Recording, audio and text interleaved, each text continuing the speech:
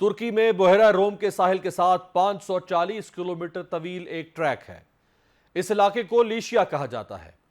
یہ 23 شہروں پر مشتمل ایک قدیم ملک تھا جہاں دوسری صدی قبل از مسیح میں دنیا میں پہلی بار جمہوری نظام حکومت کا آغاز کیا گیا تھا۔ اہم بات یہ ہے کہ لیشیا کے 23 شہروں کے نمائندے دارالحکومت پٹارا میں ایک ایوان میں بیٹھتے اور اپنی قوم کے اہم ترین فیصلے کیا کرتے تھے۔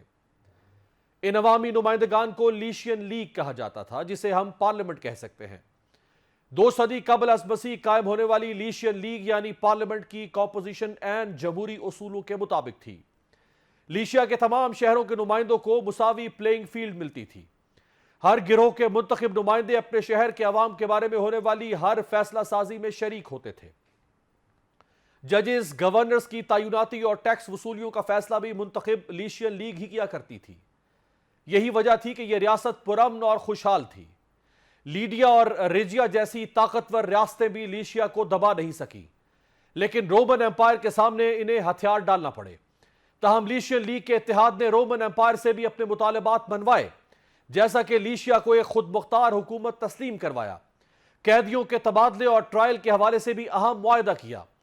18ویں صدی کے فرانسیسی فلاسفر مونتسکی نے لیشیا کے بارے میں کہا تھا the most perfect constitution of antiquity, یعنی زمانہ قدیم کا سب سے بہترین آئین لیشیا کی ریاست کا تھا۔ قابل غور بات یہ ہے کہ 18ویں صدی میں امریکی صدر جیمز میڈیسن اکثر اپنی تقاریر میں لیشیا کے ہی جمہوری نظام کا حوالہ دیا کرتے تھے۔ شاید یہی وجہ ہے کہ امریکی ایوان نمائندگان کی بنیاد لیشین اصولوں پر ہی رکھی گئی ہے، جس میں 50 ریاستوں میں ان کی آبادی کے تناسب سے 435 نشستیں تقسیم کی گئی ہیں۔ خلاصہ یہ ہے کہ صدیوں قبل لیشیا نامی ایک خطے نے جمہوریت اور پارلیمنٹ میں مساوی نمائندگی کے راز کو حاصل کر لیا تھا، اور اسی حقیقت کو اپنا کر امریکہ دنیا کی سپر پاور طاقت بنا۔ انسانی ارتقاء کی تاریخ بے شمار قابل غور مثالوں سے بھری پڑی ہے، لیکن یہاں سوال یہ ہے کہ ریاست پاکستان ان مثالوں سے اپنے حال اور مستقبل کا تعین کیوں نہیں کر پاتی؟ پاکستان اس وقت تیزی سے عام انتخابات کی جانب بڑھ رہا ہے۔ جو سنگین چیلنجز اس وقت پاکستان کو درپیش ہیں، یقیناً ان کے ٹھوس حل کے لیے اہم فیصلے منتخب حکومت ہی کر سکتی ہے، لیکن انتخابات کے حوالے سے سیاسی جماعتوں میں وہ اعتماد نظر نہیں آ رہا جو کہ ہونا چاہیے۔ ملک کی سب سے بڑی اور سابقہ حکمران جماعت تحریک انصاف، پیپلز پارٹی اور ایم کیو ایم یہ شکوہ کر رہی ہیں کہ انہیں ملک میں عام انتخابات کی سرگرمیوں کے لیے لیول پلینگ فیلڈ نہیں مل رہی۔ عوام کی بڑی تعداد ان جماعتوں کے ووٹر اور سپورٹر ہیں، اس لیے ان تمام جماعتوں کے لیے انتخابی میدان میں پلینگ فیلڈ ہونا ضروری ہے۔ بصورت دیگر الیکشن متنازع ہو سکتے ہیں اور شاید کچھ جماعتیں وجود میں آنے والی نئی پارلیمنٹ پر اعتماد کھو بیٹھیں۔ تمام جماعتوں کو یہ حق ہونا چاہیے کہ وہ اپنے علاقوں کے عوام کی نمائندگی کر سکیں۔